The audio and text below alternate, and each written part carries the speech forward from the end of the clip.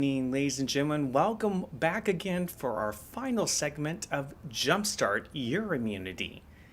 Tonight's topic, Natural Remedies Jumpstart. What can I do if I get sick? I'm scared to go to the doctor. Is there something I can do at home? Find out natural, easy ways to treat sickness and repair your immune system with Dr. Joyce Cho.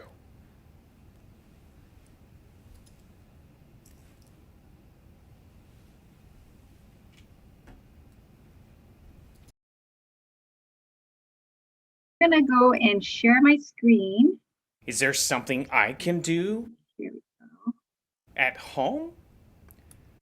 I'll share it here. Find out natural, easy And ways to treat sickness and repair your immune system with Dr. Joyce okay, Cho. so you guys should probably mute yourself. All right. Are you able to see me okay? I'm gonna go and share my screen. Is there something I can do Here we go. at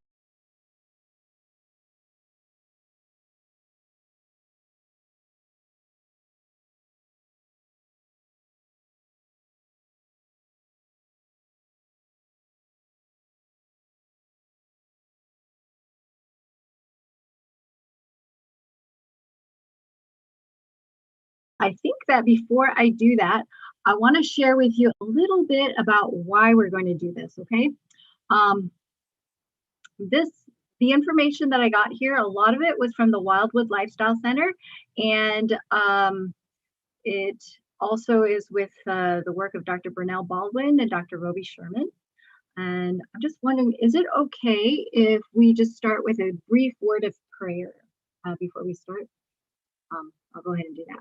Our dear Heavenly Father, Lord, as we share here, I just ask that you would give me wisdom and whoever is watching, Lord, that I'd be able to share whatever it is that they need to make progress in their health journey and to learn to trust in you through all of this that we're experiencing. Um, Thank you, Lord. I know that you have a plan for each one of our lives. In Jesus' name, amen. So I want to just let you know this material is for educational purposes only. And so this is just health information. It's not medical advice. Now, as we all know, we have experienced something really unusual in the last year with the coronavirus pandemic. And it used to be that we were concerned about vaccinations and concerned about getting sick because of the flu, the influenza virus, but now it's the coronavirus. So I thought I'd share with you a little bit about why we're so scared about this whole flu thing. And let's look here at this chart. So as far as flu pandemics that we've had, you can look here at 2009. You'll see that we had the big swine flu. It caused 18,000 deaths there. And it was an H1N1 influenza virus strain. Prior to that, the Hong Kong flu, 1968 to 1969, 1 million people. Asian flu, 1957 to 1958, anywhere from 1 to 4 million people. And then the Spanish flu, this was the pandemic that really caused a lot of death. Anywhere from 50 to 100 million people died. So, most of us, we don't remember a lot of these. The swine flu, I was getting my master's in public health. And so I remember when that happened, that was a bit of a scare, but we seem to go through that without too much loss of life compared to some of these other pandemics that we had. But I wanted to talk with you about the Spanish flu because this is the big pandemic that caused a lot of death, caused a lot of fear, and something that probably influences the way that public health officials are thinking today and behaving. The Spanish flu was an H1N1 flu, and that H1N1, what it refers to, I'm going to go back here to this slide. You can see all these green and red spikes and clubs. These are virulence factors. They're proteins that cover the virus particle. And the H1 is what they call a hemagglutinin, and the N is a neuraminidase. These are different types of virulence factors, and they've numbered them. I think like the H, I don't know, I think there's like 8 different categories, and I think the N maybe 18. I can't remember, or it's the other way, but you just know that there's a lot of different, they're numbered, and there's a lot of different combinations. So H1N1, you can see for the Spanish flu and the swine flu. Asia flu was H2N2, and the Hong Kong flu was H3N2. So this Spanish flu just refers to the H1N1. It was just the type of variant that the virus particle was. This lasted from January 1918 to December of 1920. And around 27%, almost 1/3 of the world's population was infected. 10 to 20% of those infected died. They estimate anywhere between 50 to 130 million people, which is 3 to 6% of the world population. And in the United States alone, 500 to 675,000 people died.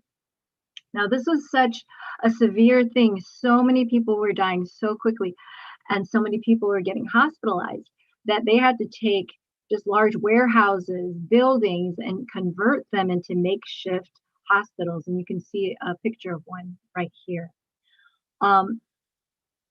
Wiki describes this pandemic as the greatest medical holocaust in history. It may have killed more people than Black Death. It is said that this flu killed more people in 24 weeks than AIDS has killed in 24 years, more in a year than Black Death killed in a century. And the impact of it was that it devastated communities. There were so many people dying that the healthcare workers were unable to tend to the sick. And around that time, we were experiencing World War I, and so many of our physicians had gone to help with the war effort. And so there were medical students and physicians in training who were left behind to care for the people at home many times. Grave diggers were unable to bury the dead. Entire villages in Alaska were wiped out. And in fact, 20% of Western Samoa died in 2 months. This was a terrible thing. I cannot imagine what it would have been like to have lived in this time period. The total deaths in the U.S. Army were, and this was the U.S. as well as Allied forces, and it was 115,660. And you can see in the second pie here that 50% of the disease came from, 50% of the deaths came from disease, and 43% came from battle. So more deaths from disease than from battle even. In 1918, there were so many deaths that were happening that this was the advice from the American Journal of Public Health: the best way to combat infection. When you get home, hunt up your woodworkers and cabinet makers and set them to making coffins. Then take your street laborers and set them to digging graves. If you do this, you will not have your death accumulating faster than you can dispose of them. So this is pretty amazing what was happening. And people describe this as, so many people were dying that even at the funeral homes, they didn't have time for you to have a full funeral for people. It's basically, 10 minutes, 5-10 minutes, and then, you had to move on to the next person. So this is a very, very sobering time. Now, this week you've been learning about different natural remedies. You've learned about sunshine, you've learned about nutrition, you've learned about fresh air and all these different things, exercise, all of that. And you might be surprised to know that in the centuries that had led up to 1918, that there had been people who had been learning how to apply these natural remedies to serious diseases. And I just want to take you through some of that history before we get to what happened in 1918. So here is the experience of a Dr. John Coakley Lipsome. And he, in 1791, uh, he decided to kind of observe what would happen to children who had tuberculosis if he exposed them to sea air and sunshine. And he found that he wrote up, I believe, the case studies, about 6 of them. One of them died, but 5 of them did very well. And he felt, considering that fact that 1 out of 4 or 5 people in England was dying from TB, he felt like this was a very good thing. He didn't get very much support for this. So he ended up not doing this for a very long period of time. The next doctor that we find in history, he actually worked for a number of years at a tuberculosis sanatorium in England, where he treated tuberculosis with fresh air, gentle exercise, out in the open, a nutritious diet, and minimal medications. And the reason that he did this was because that he noticed that people who spent their time indoors were more susceptible to tuberculosis, whereas those who worked outdoors, he found that they were usually the ones that didn't get TB. And he found that when he treated people who had TB with being outside, he said the application of cold, pure air to the interior surface of the lungs is the most powerful sedative that can be applied, and does more to promote the healing of cavities and ulcers of the lung than any other means that can be employed. So I want to ask you, how do you think that his observations were taken? I think it was the Lancet, the Journal of Medicine, that ridiculed him. And he gave up in discouragement and spent the rest of his medical career taking care of psychiatric people.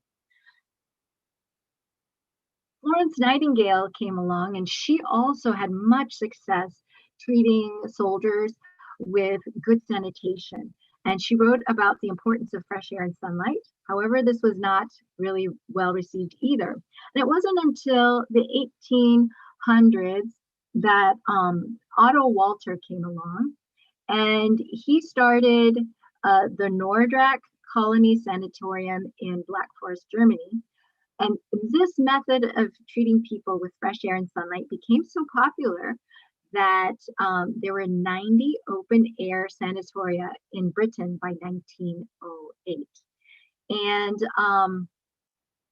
sometime around then, Edward Livingston Trudeau opened America's first sanatorium in New York State. There is a hospital in Greenwich, I think that's in England too, which show that records of patients who had TB from 1900 to 1905, they showed that patients who were taken care of in the open air wards had less than half the mortality of those who received standard of care. So they had 50% of the death rate of those who weren't in open air wards. And so when World War I came along, this open air therapy was extended also to non-tuberculosis conditions and were used for injured soldiers. So here, A.E. Shipley, he was looking at the treatment of wounded soldiers at the First Eastern with open air treatment, particularly for pneumonia. They found that 6,600 patients, there was a death rate of 4.6 out of 1,000. Which is very low. And 60 patients had pneumonia, 95% recovered, and they felt that the open air wards produced much better results than the closed wards. This is from 1918, as we're seeing the Spanish flu starting. This is the Camp Brooks Open Air Hospital in Massachusetts. This was an open air ward that was was built just for 1 month from September to October of 1918, and they had built it for merchant sailors that were on training ships. And they found that the worst cases of pneumonia were from sailors that were in the most badly ventilated parts of the ship. There were a total of 13 tents, and over the course of the 1 month, there were 351 patients that were treated. 1/3 of them had pneumonia. So let's look and see what their results were. They found that of the 351 patients, 36 patients died. Of the 154 medical staff, only 8 developed influenza, and it looks like all of them survived. The general hospital statistics, there were 76 cases of flu, and 20 patients died within 3 days. 17 nurses fell ill. According to their estimates, the open air regimen was estimated to reduce fatality of cases from 40% to 13%. So just by keeping their patients in the open air, and what they would do is that they would have hot water bottles, they would give them extra blankets to keep them warm, and they would keep them outside in these tents where there was good ventilation, and then during the day they'd be exposed to as much sunshine as possible. So the fresh air improved the ventilation, decreased the spread of infectious disease, and the sunlight, as we know, the UV radiation inactivates the viruses and bacteria. It also promotes the healing of wounds. They find that heart attack victims do better when they're in sunlit wards, that depressed patients do better in sunlight, that it decreases the perception of stress and pain. And of course, we all know that it improves vitamin D production, which is so important for the immune status, as well as a host of other body functions. Now, in addition to fresh air and sunlight, this was another natural remedy that was done during the time of the Spanish flu. And this is the use of water of different temperatures. We call that hydrotherapy. Now, during the time of the Spanish flu, there were 10 sanitariums that were run by people of the Adventist denomination. And so this is data from those 10 lifestyle centers that was compiled by Dr. Rubel.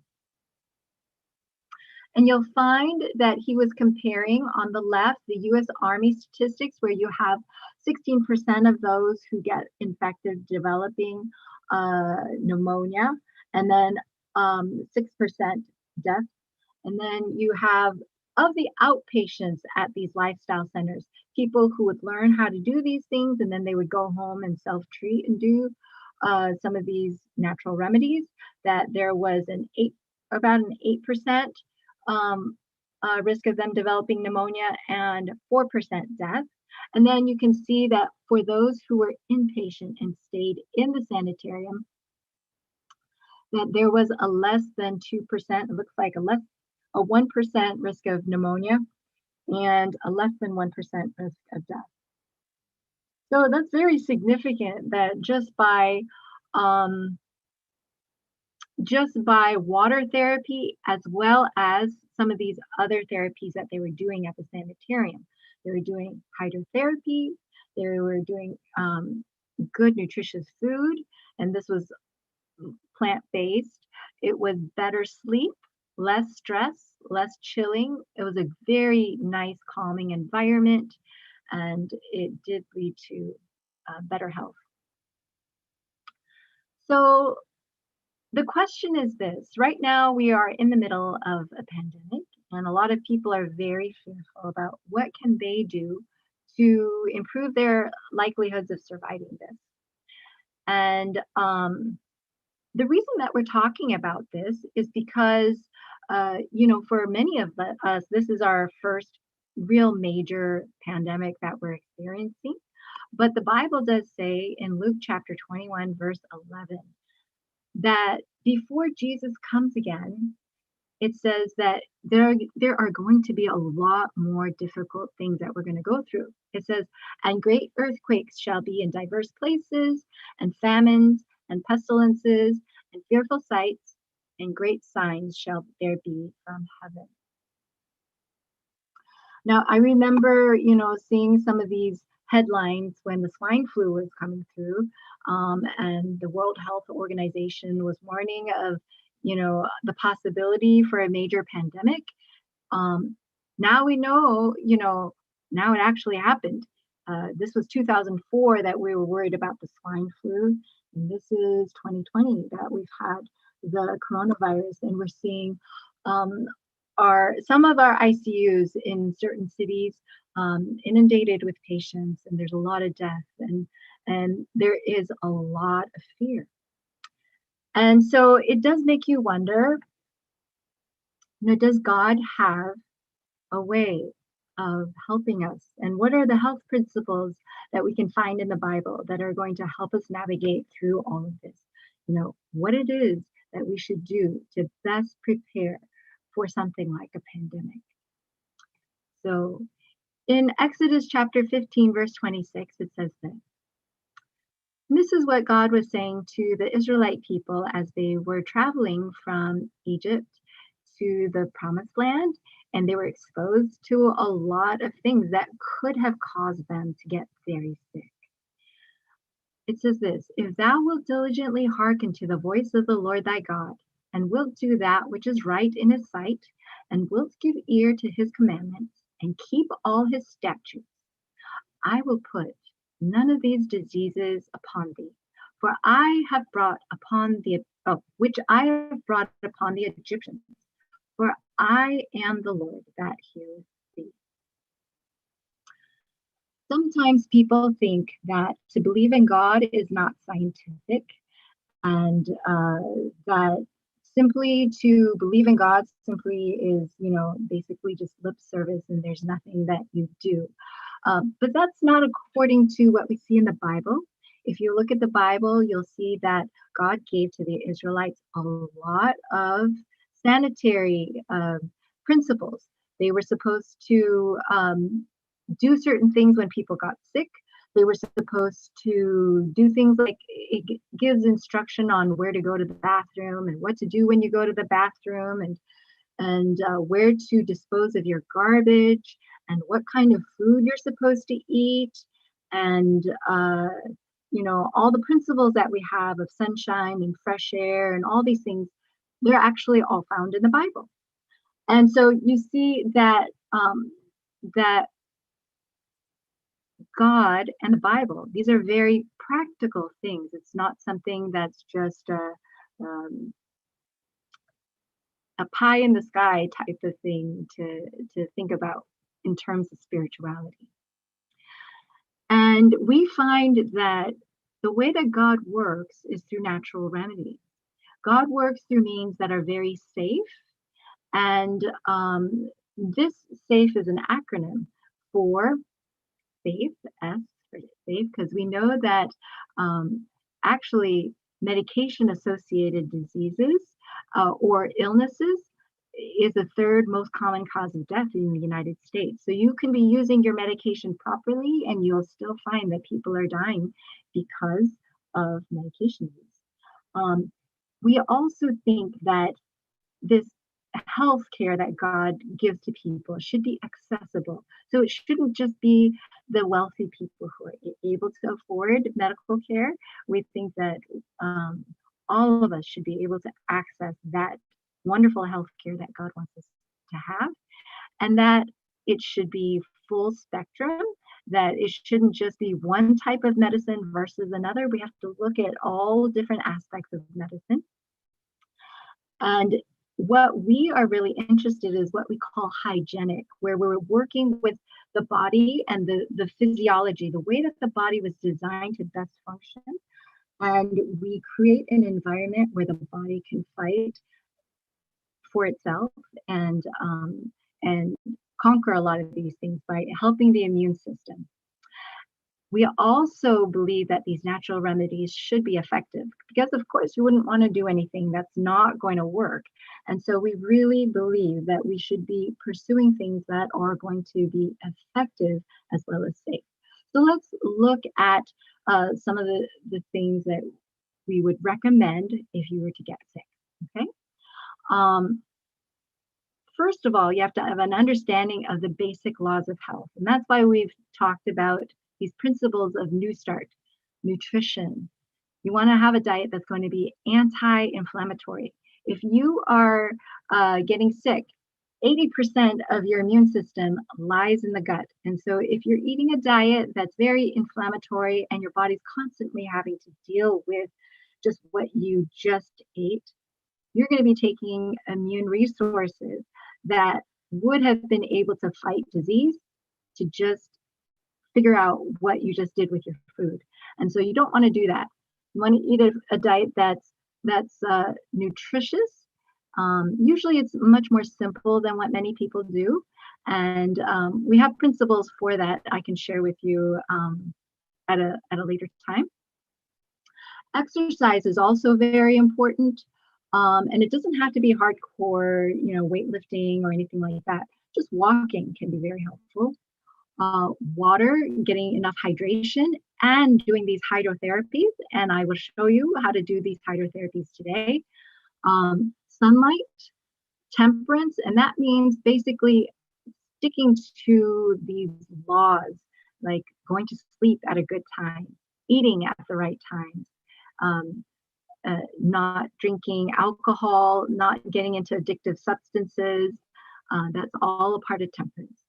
And then fresh air, rest, and trust in God. And so all throughout this week, we've been talking about all of these principles. Today, we're going to see about, how to put these all together with these natural remedies. So to prevent spread, these are just a few guidelines. You want to stay as healthy as you can. It is much better to stay healthy and to prevent illness than it is to try to fight it once you get sick. So if you do get sick, though, stay home so you don't pass it around. That's a golden rule.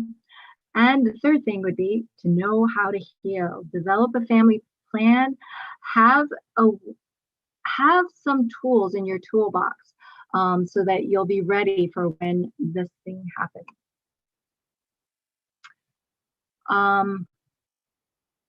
And this also is a part of staying healthy. Washing your hands, refrain from touching your face. Some people, when they're reading books, they'll lick their finger and turn a page and that kind of thing. And that's just all spreading germs and that type of thing.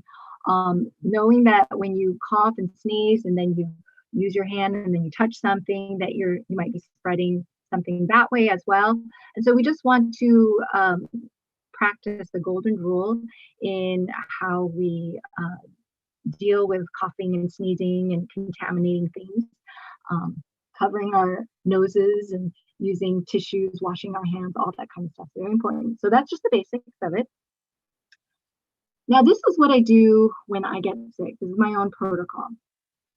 When I first start feeling a little bit of malaise or fatigue or that kind of thing, you want to make sure that you're resting. I find that I will get sick if I'm doing too much, I'm not getting enough sleep, and also that includes if I'm eating the wrong things. Because what happens when you're eating the wrong things at the wrong time, too much of it, is that your stomach doesn't have time to rest. And so that's why it might be good to even fast when you're starting to get sick. So rest, all the different aspects of resting. The other thing you want to do is to hydrate. That's with water. It could be with a tea, and preferably not a tea that is going to be caffeinated and that type of thing. We have some immune building drinks, and I'm going to be describing some of them later on, but that's all a part of hydration. And hydrotherapy, doing what they did at these lifestyle centers, as well as some simpler things that I can share with you next. The other thing is I try to get sunshine. If you are able to get some sunshine, just to get outside into the fresh air and to let the sunshine, um, onto whatever part of your body you're able to expose, you'll find that you will recover much more quickly. We do oregano oil inhalations.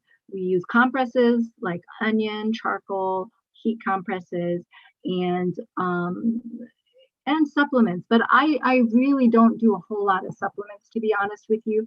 And so those of you who think that who don't have access to these supplements, you might be relieved. You can do it all even without supplements. So hydrotherapy, as I said, it was something that was done a lot at these lifestyle centers. And what they did were called hot and cold fomentations, where they would apply towels that were very warm to the chest. And this, and then they would apply very cold towels, like hot for 3 minutes and then ice cold for 30 seconds, hot for 3 minutes, ice cold for 30 seconds. They would repeat that a number of times and they'd always end on cold. And what this would do is that there are a few things that it would do. It would open up the blood vessels in the area with the hot, and then it would close up the blood vessels in the area with the cold. And that would allow for improved circulation. You have kind of like a mechanical pumping effect. So blood can get in and out, in and out. What it also did was that most of the time, a large number of your immune cells and your blood cells, they're kind of on the sidelines of your blood vessels. They're marginating. And what this does is that it takes them out of that margination. It brings them into circulation. So it really helps boost your immune system, especially if you sleep for about 45 minutes after doing hydrotherapy. So after every hydrotherapy, you want to sleep or rest for 45 minutes. You want to make sure that you don't chill yourself. So even though that might seem ironic because you're doing an ice cold cycle, you don't want to get out of the shower and have an ice cold floor. You want to have a mat there. You want to hurry up and dry off, put some socks on and get warm and get to bed. So you can do the same kind of thing with a hot and cold shower, where you do a hot shower for 3 minutes and then you turn it as cold as you can tolerate for 30 seconds, 3 minutes hot, 30 seconds cold, 3 minutes hot, 30 seconds cold. And you always end on cold because you want your pores to be nice and tight at the end of it. And always want to end on cold. So 3 cycles, 3 minutes hot, 30 seconds cold, 3 minutes hot, 30 seconds cold, always end on cold. This type of therapy, this very simple therapy, has helped people who have been febrile with pneumonia for like a week and nothing was touching them, including antibiotics, and just one hot and cold shower. The next morning they were afebrile. So it has helped people with pneumonias, and it's helped people who are recovering from chemotherapy and they can't sleep at night because it really helps with insomnia because it really makes you tired. And it's just an overall good booster of the immune system. So when you feel like you're catching a cold, you can do this. You can also do a hot foot bath, where you would put your feet up to your ankles, at least mid-calf maybe, and you fill that bucket or whatever container you have with hot water, and you just put your feet in there. You have something like an ice cold rag on your forehead, and you can be drinking a hot drink with lemon and ginger or yarrow. And these kinds of things will help you sweat. And you're going to cover yourself with a blanket. Make sure you have more hot water on hand to always keep that bucket full of hot water. And what that does, they call this a derivative type of hydrotherapy. It will cause the blood vessels in your feet to dilate. And you have all this congestion that's happening in your head with your sinuses, in your lungs, in your abdomen, or in your pelvis, if it's that time of the month for some women. And so what this does, when you open up the blood vessels like this, it brings blood from these other areas, and it causes you to have decreased congestion in these other parts of the body. And so you would do this for about 20 minutes. And then at the very, very end, you would finish it off with ice cold water that you put your feet into, and then you towel off. And then you'd go to sleep again. The other thing that you can do is you could do a sauna. And some of you might have a sauna where you will sweat for about 20 minutes.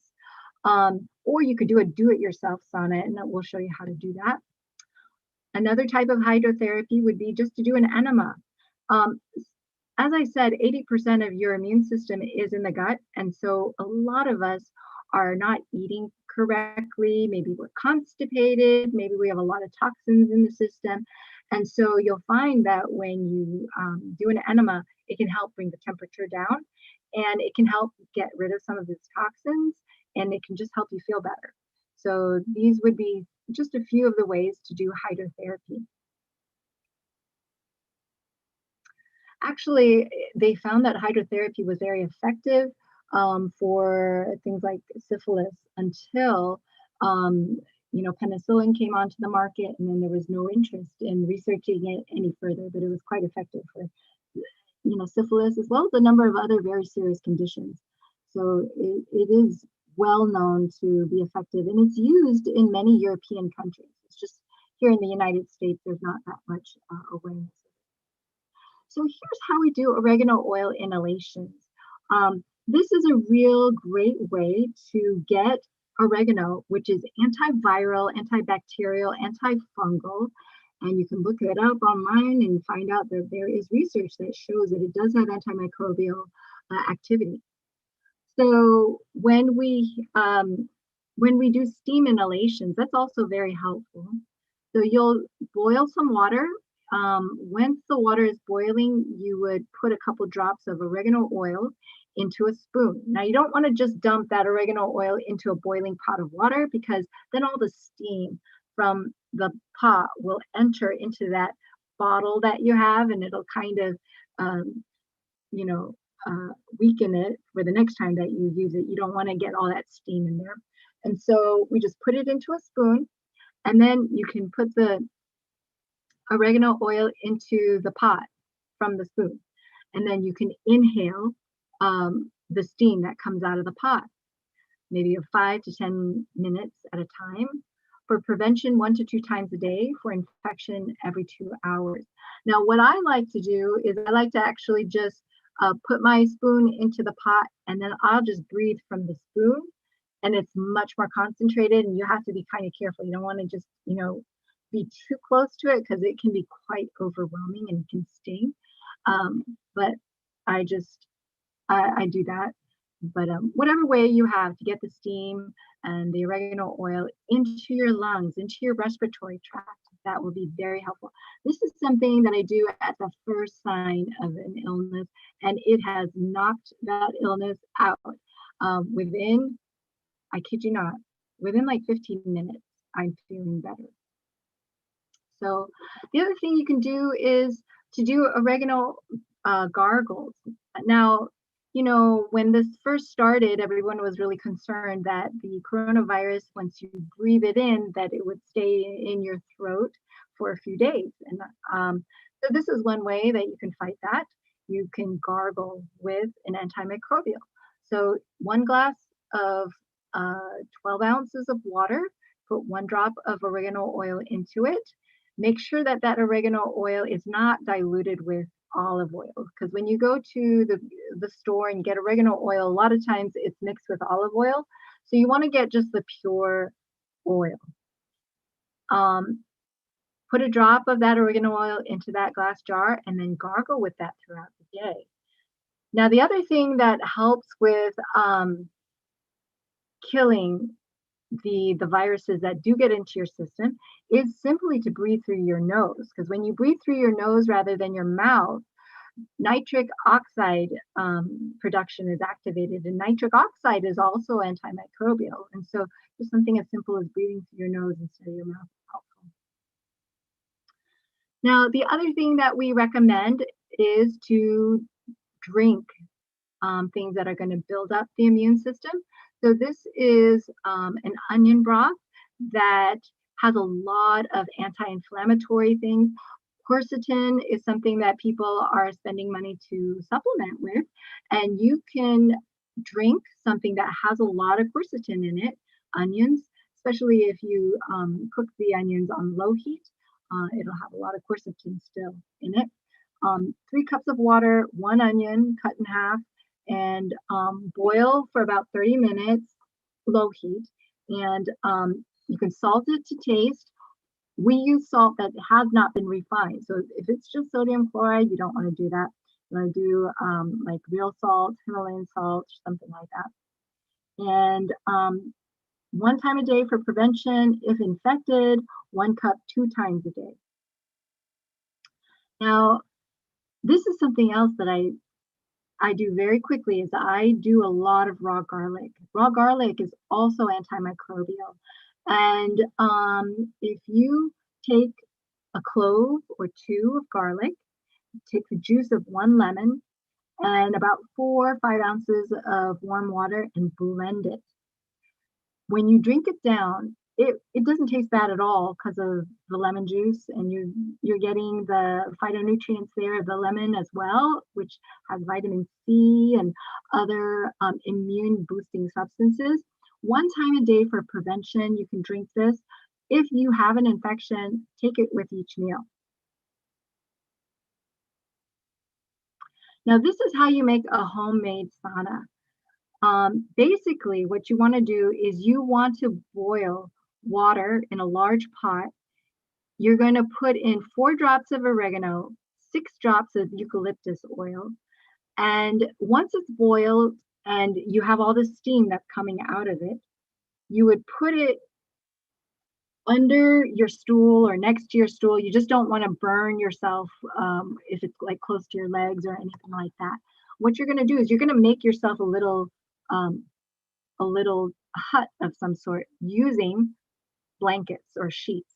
So you're going to have 3 layers of sheets. It's going to be first the sheet that's going to be close to your body, and then around that's going to be a shower curtain, say, a vinyl shower curtain, and then you can put a sheet on top of that. And what that will do is just basically insulate your little space there so that all the steam that's coming out of this pot that has oregano and eucalyptus oil in it, that you will be breathing it in for about 20 minutes, and you will find that you will sweat a lot.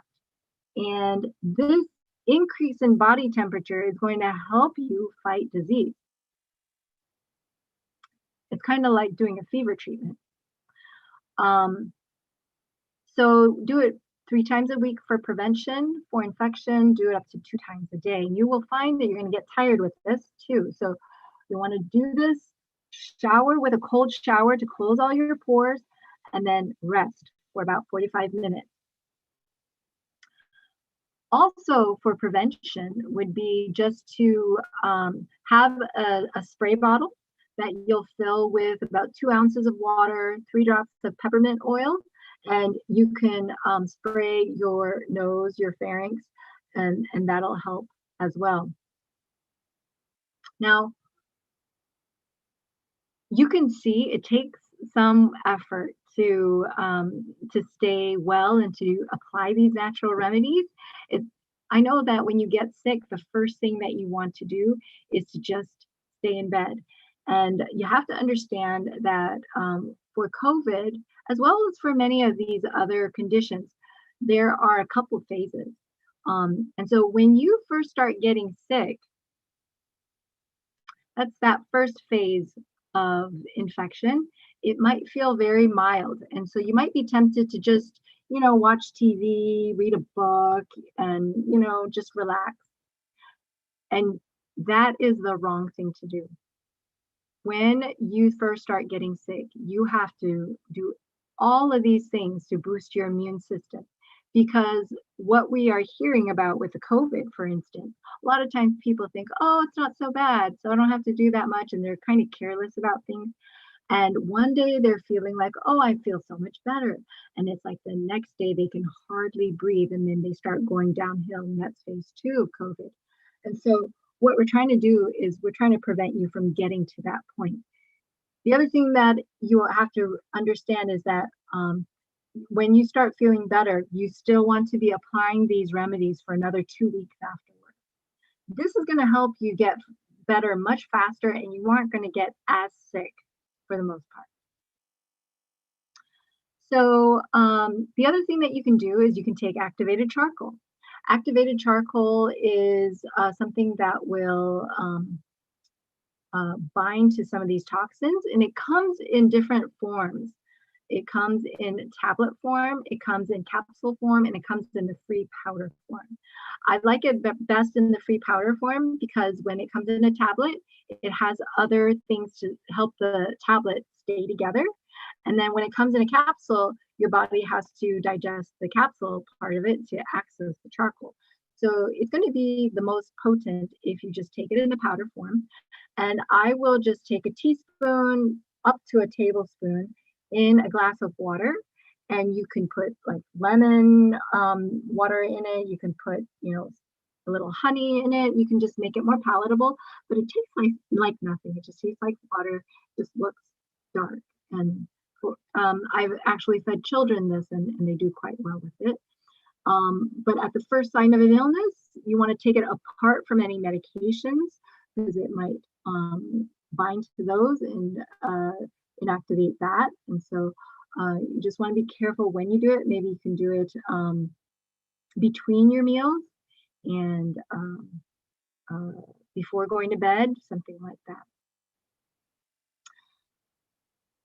And then the last part of it is that, of course, we want to have a diet that's going to prevent bacterial and virus growth. We believe that a plant-based diet is going to be the most anti-inflammatory way to live, but that's not a junk plant-based diet. Sometimes people are eating a lot of processed foods that are still very difficult for the body to process. And so you want to eat a diet that's low sugar, that's going to be giving you all the nutrition that you need, the greens, the berries, these types of things. And we actually wrote a cookbook called the Autoimmune Plant-Based Cookbook, where we share with people these principles on how to eat, how many hours between each meal you should have, not drinking water with your meals, resting your evening meals so that you have the total ability of your gut to rest at night too. And so we have a lot of principles there as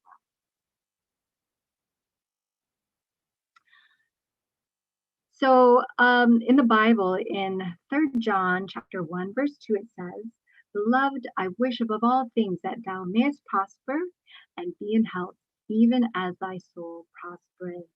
It's something that I think that when we get into these situations that we forget that God's will is for us to do well and to thrive.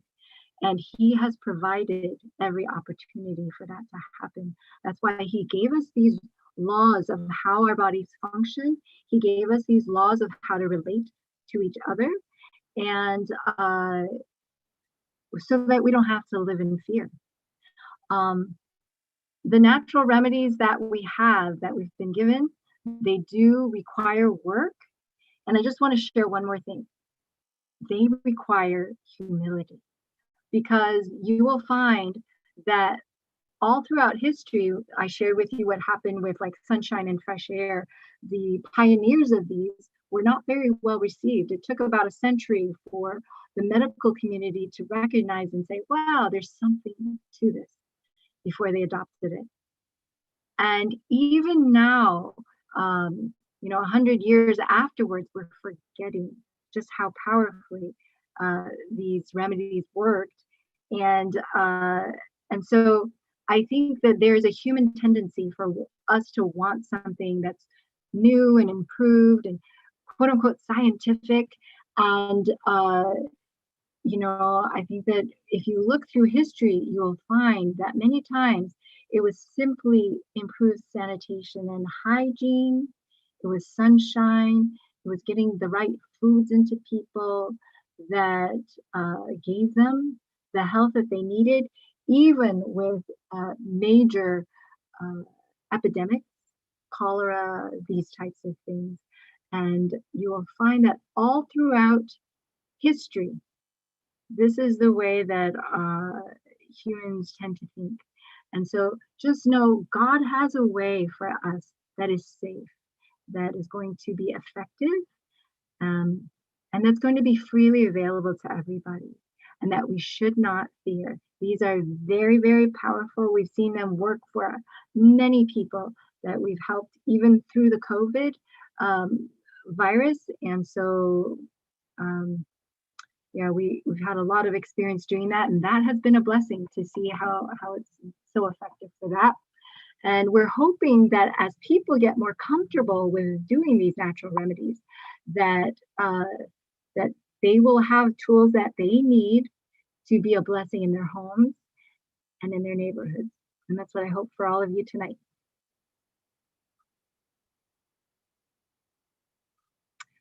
I am going to stop my screen share. And Seth, I don't know if there are any questions that you had. You know, I actually learned quite a bit, and thank you so much for your presentation. Does anyone have questions out there? If there's questions, go ahead and type them into the comment screen right now. Once again, go ahead and type those in. Looks like we do have one question here from Bonnie. It says, can you do this remedies on infants? Can you do natural remedies on infants? Yes, you can do natural remedies for infants. So infants, this is the thing, the food that the mother eats is going to affect the child. So you want to start with a good diet for the mother. The other thing is that when the child does get febrile, you can do hydrotherapy for them. Of course, it's going to be a little different. You might do more, when you put them into the water,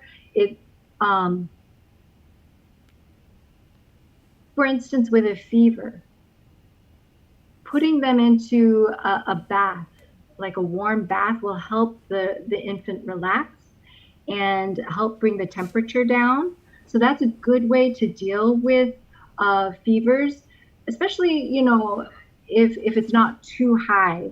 Even if it is high, what the water does is that the infant is giving off the temperature of the body to the water. And so it's a good way to relax that child as well as to help bring the temperature down. And so you can do it that way. Excellent. There is a book by, there's an Encyclopedia of Natural Remedies by Vance Farrell. You can look at that. There's a book by Agatha Thrash that has to do with pediatric natural remedies. And if you look online, you can find some of her videos for pediatrics and how to help children with natural remedies. Excellent, excellent. Some good information. Good information. Let's see, there's another question from Trish. It says, is this available to watch again later? Actually, it is going to be on both our Facebook site and our YouTube channel. And actually, if you also go to the jsi.impactyourhealthpdx.com, you'll notice a hyperlink under each topic. And each topic, you'll be able to click on that. They'll bring you right to the video, so you don't have to hunt for it on YouTube. So yeah, once again, just go to jsi.impactyourhealthpdx.com. You can also see it on our Facebook page. If you go to our Facebook page, what you want to do is you want to go ahead and go to the videos tab. Just click on the videos tab once you get there. And the Facebook page is Impact Your Health Portland. And just click on the videos tab, and under there you'll see the previous presentations as well as tonight's will be available not too long after it is given there. Seth, we also did with a number of doctors, we did a week or two ago, we did a session called Survive and Thrive 2021. And it was an episode called How to Prepare for COVID, I think. Oh. And it's on YouTube. I have a Bible study group that meets on Saturday afternoons, and it's called Advent Truth, ADVENT, Truth. And it's a channel there on YouTube, but it's the channel that, it's the episode on how to prepare for COVID. And then we did one on eating to live. So there's two of them. So, and then we've done others in the past. And so we have had different doctors share about, natural remedies, as well as Dr. Margaret Song shared about how she practices in a conventional clinic, but teaches her patients about natural remedies and the outcomes that she's had and that kind of thing. So That's awesome. Some more videos that you can watch and be able to learn some very valuable information. yes, Like yes. And if they go to my blog, drjoyceche.com, CHOE is how you spell my last name, I've written about the flu.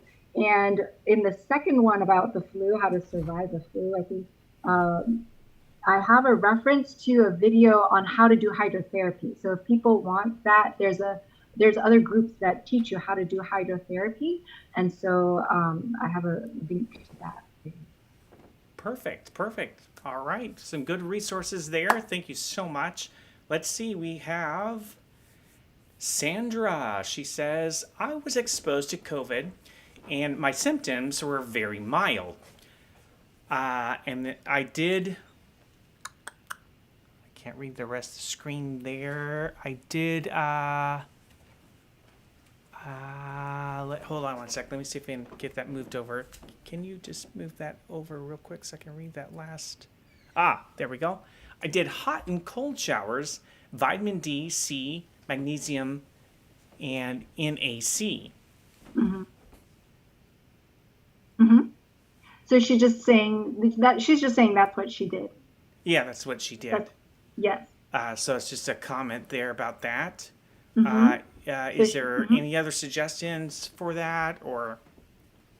Well, I think a lot of people are doing NAC and acetylcysteine because it was found to help with influenza. I work with a friend who has a lifestyle center, and we've been helping people recover, from a lot of issues, but we don't really get into supplements, and we do everything with garlic, oregano, all this kind of stuff, and it seems to be working quite well just to do it that way. But vitamin D, if your vitamin D is low, you'll want to make sure you supplement with that. And I do think, with supplements, like people take zinc and all these types of things, you do have to be careful. Like, for instance, if you take zinc, then it might cause you to have low copper levels. If you take melatonin, which has been associated, it's been found to be helpful for COVID. Is it COVID? I think it was COVID. But it can affect your B12 levels, for instance. And so you can't there's no magic bullet, I think, that is better than us trying to work with our bodies and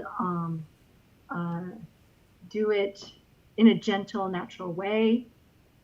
My impression, the best that we can. Like, if it gets to the point where you are much sicker, then perhaps you have to do some of these other things. But we found that this has significantly improved things for people. Like, in families where, like, all the family members got COVID, and everyone who did the natural remedies would get better within days. And then the people who were, like, really stubborn and didn't want to do them, they'd still have lingering symptoms for weeks, and so this is anecdotal what we are seeing, but it really makes a difference doing them or not. Excellent. I'm getting some very valuable information, which is really great. And one of the things that you talked about was the charcoal. I actually have used that for a number of years. And it's actually really helped in several situations that I've had. One of them was a bee sting. When I got a bee sting, made a charcoal poultice, put it on it, and it really helped a lot. When I didn't have the charcoal poultice, I actually swelled up clear to my knee, and I just got Oh, stung on my toes. So wow. charcoal definitely has some very helpful things. All right, so we have. Um, let's see. I'm trying. Okay. So Bonnie's commenting. She's saying that this the baby that she was referring to is bottle fed. Okay. So I don't know if that makes a difference for. Yeah, well, it depends how old that baby is, and what's the specific question as far as like being So bottle fed? I think. So she's the one. Can you scroll up for me there? She was wondering, can natural remedies be Right, done right, for on babies? infants. And Oh so I think yes, she's yes. saying that, is there a difference if the baby is bottle fed? Does it make a difference with that? I believe is what, Well, it's going to make a difference for their immune system because, of right? course, we know that being bottle fed, it will affect the baby's microbiome. So it affects their immune system and just their tendency for, developing food sensitivities and these types of things, unfortunately. And so a lot of children do develop some immune issues, I think, with being bottle fed. But of course, you have to do the best that you can do. I've had some mother friends who were not their babies were not able to tolerate bottle formulas, and Right. so Mercy actually had to try to figure out how to come up with what a baby could eat. She had to do that for her own grandchild because her own grandchild developed severe eczema and food sensitivity issues. And so there, these are natural remedies. Yeah, you figure out these things how to help your family, survive and thrive and make it. Awesome. Awesome. All right. Let's see. We have a few more here. Sandra, she says, I still feel a pressure on my ears. What can I do for the pressure on my ears?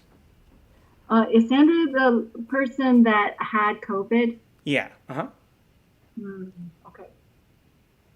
So if you're having pressure on your ears, I wonder if there is something that's happening in the sinuses. And so there are a few things that you could try to do. One would be to do onion poultice type of thing, where you cut an onion in half and then you heat it up in the oven for about maybe 15 minutes. I don't know how high. You can look up online and see how high. It should get warm and soft, but not to the point that it's going to fall apart. And then you would put that onion, you kind of wrap it like so that the towel is around it, and then you put it up against your ear. And whatever sulfur compounds or there's something about that gets in here and helps with those types of issues. The other thing that I've done is you can do the oregano oil inhalations because that's going to get the oregano oil into your respiratory tract and hopefully help with this whole sinus issue. Your um, the nasal passage is associated with the ear as well, so it's going to, as you breathe it in, it's going to hopefully get back there and help with inflammation and that type of thing there. And I don't know if you have any other congestion in your sinuses, but if so, this does not look pretty, but you could take garlic and you could you don't want the garlic to actually touch any part of you because it'll burn.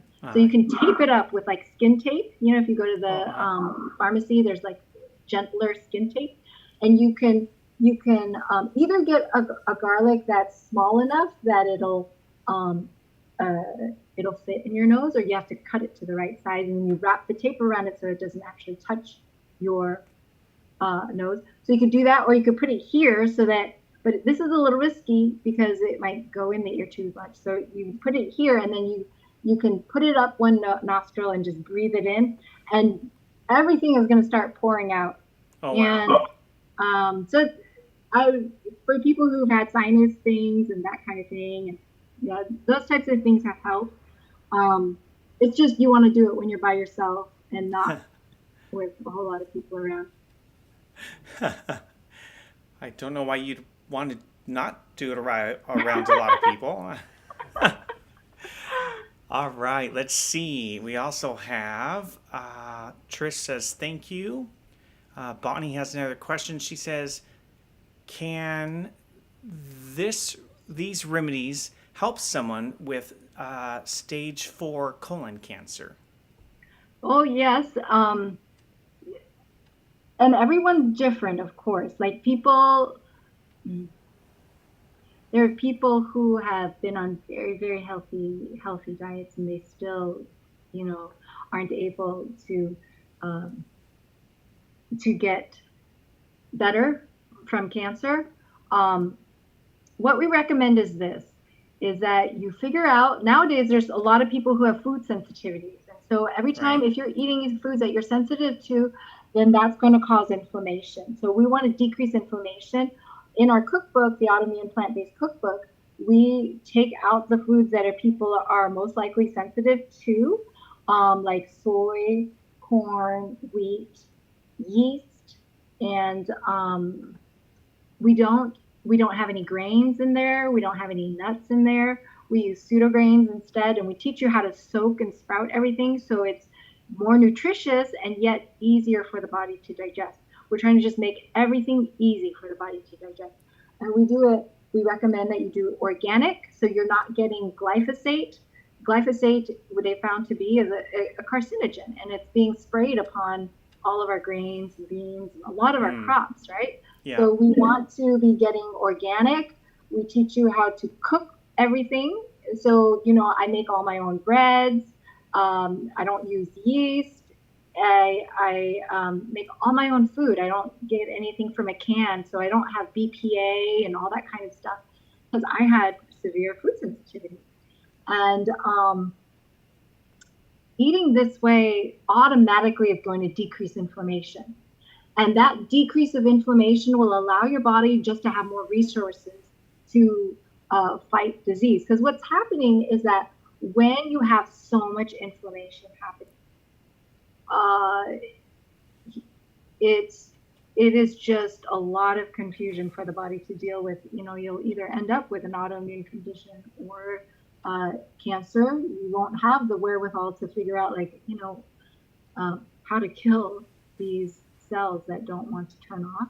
Right? And so we found that this has been very helpful for people, even with cancer. And doing some of these natural remedies, of course, is going to be helpful. Like the charcoal, that's going to decrease your toxins and uh, improve inflammation. I'll share with you what happened with like charcoal poultices that I've done. Um, there was one of my church members contacted me because one of their friends had just had a colonoscopy, and the colonoscopy had caused a perforation in the bowel. And Ah. so, of course, they can't eat very well. There's so much pain, and so I just taught her how to make a charcoal poultice, which is where you just mix up charcoal and water and something to bind it. So I use psyllium husk powder, which is what you find in Metamucil, or you could use flaxseed or whatever, anything to bind it. And then you just apply it to the abdomen, tape it in place, and they can sleep with it for an hour. Oh, no, all night, 8 hours. And Oh, okay. it was like the next day he wanted to eat. We had to say, no, I think you need to just wait for a while still because we still haven't totally healed. But he just healed so much faster with this. And I, I had an employee, one of the ladies here, her 4-year-old daughter was having fevers every night. She would spike a fever, 104. This is happening for like weeks. And she was on antibiotics. She'd been to the doctor like 3 times, sometimes in the middle of the night, and still spiking a fever every night. Oh, And wow. knowing what we know, that your digestive system is usually where, illness is starting, right? Right. So I gave her the charcoal to drink, and then I was going to do hydrotherapy, but it was too late that night, and she had already fallen asleep. So we Oh, just put a charcoal poultice on the abdomen, and that night she never had a fever. She woke up 98, 0.6, and never had a fever after that. I mean, it was just, to me, it's just miraculous. yeah. It's That's the way just these amazing. things work. But this is the thing about it. I was I'm a physician, um, and this lady worked in my office, and I had been talking to her over a couple of weeks, and I was like, have you tried hydrotherapy? Have you tried this? And of course, she hadn't, because not many people know about these things. Right. And but I offered to go to her house, and on the way to her house, I was a little worried because I was thinking, what if what I do, like, I don't know exactly what I'm going to do, but what if what I do doesn't work? Hmm. Because then she'll just say, oh, this doctor came to my house, and yeah, it didn't work. I'm sure everyone would be talking about that, right? And but I just prayed about it, and I was like, Lord, I'm just gonna trust in you. I'm gonna this is what I'm supposed to do. I'm supposed to help people, and I know that your ways work, and you've promised us this, and this is what we're supposed to do. So I'm just going to do my best, and I'm going to leave the results up to you. And I really believe that God blesses with supernatural results when we trust in Him and we do things His way. You can Amen. find that in like Second Kings chapter 5, the story of Naaman. Hmm. You can find that with Second Chronicles chapter 16. I was just reading this today. There was a king who had a disease of the feet, and in the Bible it says that he died Hmm. because he sought not the Lord, but physicians.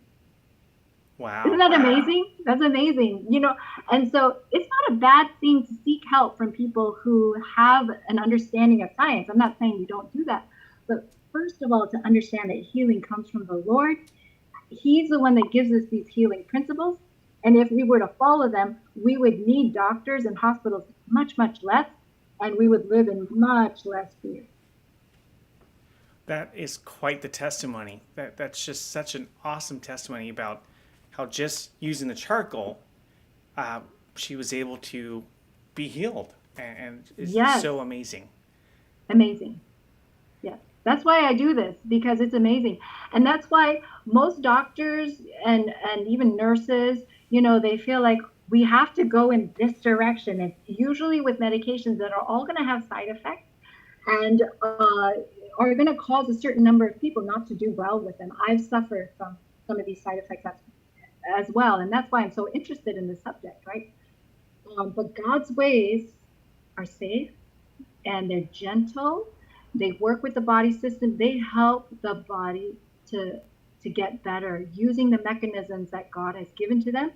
And usually what happens that causes disease is that we have broken these laws because we don't understand how we were created to live. Right. And so that's why, you want to learn, how was I created to best function? Like, just like if you had a car, you'd want to know, does it run on gas or diesel? And so uh, most people have no clue about how their bodies are designed to function and how powerfully they can function, not just with these natural remedies, but with a knowledge and trust in God. That is the most important thing. So it's very important to actually find out how God created our bodies so we can know better how to live and also Amen. better how to heal ourselves. Yes. All right. Looks like Brenda just sent out a reminder that yes, indeed, tonight's presentations and all the previous presentations are recorded and available on our Facebook, also on our YouTube, as well as the jsi.impactyourhealthpdx.com. And Bonnie says, is there a way, if I email you a photo Mhm. of my leg, can you then send suggestions? So she has some kind of issue. I don't know if it's some kind of rash or exactly what it is, but she's had it for quite some time. And she's gone to a regular doctor, and no one's been able to help her with her issue with her leg. I believe it's a type of rash of some sort, if I'm not mistaken. Yeah, I mean, you, I, c- this is the thing. I will approach it all the same way. I will approach it like looking at what you're eating, and um, if it's like something that's very itchy and might be like candida related and that kind of thing, I'll just recommend that you do what our diet recommends, our cookbook, our course. We help people just decrease inflammation, get off of these sugary foods, and even the fruits that you eat. So it's like this process of learning how to do that type of thing and then see if that helps, you know. But let's see, what email should I give you? If you go to my website, it's info at drjoycecha.com. You can do that. Info at drjoycecha.com. Awesome, awesome. And of course, they can also email us if you like. You're welcome to do that. I can forward it on to Dr. Joyce, and and then she'll have your information as well. So either email her at info at drjoycecho.com. Mm-hmm. Or of course, you can email us at jsi.iyhp@gmail.com. And it looks like from Sandra. She says, "Thank you very much. This was wonderful information, simple Okay, and practical." very good. Well, praise the Lord. I'm glad to hear that. I hope everybody stays healthy and well, and uh, that you are staying close to the Lord, and make sure that you fulfill your purpose for why you're on this earth. Yes, yes, for sure. See if is there any other questions, comments out there. We'll just wait for just a moment. See if there's any other questions or comments. I'm not seeing anything just quite yet. Um, and it looks like Trish says, yes, same as Sandra. So she's very glad about the presentation as Mm. well. So that's Thank wonderful. you. Thank you for watching. And yeah, look forward to hearing and hope that it helps you, especially during what's happening. So make sure you get your oregano oil. Yes. I'll have to see if I have that. I have several essential oils, and I can't remember if I have that one, with that one or not. So if I don't, I'm gonna be purchasing it. Yeah, try to get an organic source. I currently have not been using one, but Mercy really recommends it because you breathe it in and it's so many plants. Yeah. Excellent. Excellent. All right. Let's see. I don't see any other comments or questions. So I think that's it for tonight. Really have enjoyed having you with us this evening. So thank you again, Dr. Joyce, for your wonderful presentation. I've learned quite a lot myself, so thank you so very much. Greatly appreciated. And of course, you can see the video again back at our website. It looks like I got one more question here. It says, is there a good essential oil brand? I don't know of one right now. I just go online and I look for organic oregano oil. Organic? I Okay. think you can look at mountain rose herbs, and you can look at, I got mine from India on Amazon, and I don't really like ordering from Amazon, so I'll try a different brand the next time. Yeah. All right. And that looks like, all right. And it looks like that's pretty much all the questions for tonight. If you have any further questions, once again, you can email us at jsi.iyhp@gmail.com. Once again, that's jsi.iyhp@gmail.com. All right. Once again, thank you all for joining us tonight, and thank you for joining us for all the presentations that we had here. Is this camera on now? It's giving some issues. It's not picking up. I don't know if it's from her. Okay. Can we go to straight camera? The only thing we could do is go like this. All right.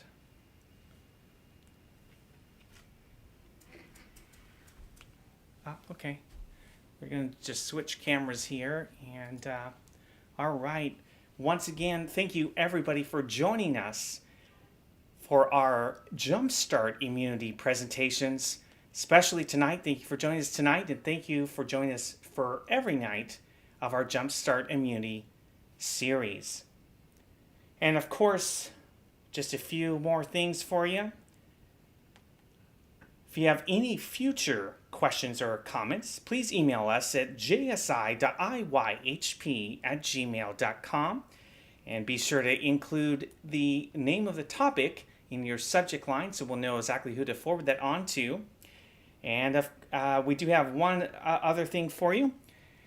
The other thing we are going to make available for you is if you like a little tiny guide, that kind of a reminder, just a quick little reference guide of the 8 principles that we went over this last week.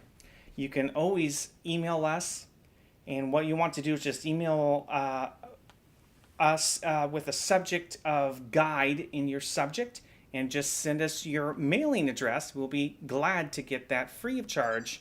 Just a little guide of the 8 principles that you can kind of keep. It's a very small little tract. You'll be able to you can have that in your purse, in your wallet, so that if you need to just reference a quick reference, we'll be glad to send that to you. So once again, if you just email us with your mailing address at jsi.iyhp@gmail.com, in the subject line, just put guide.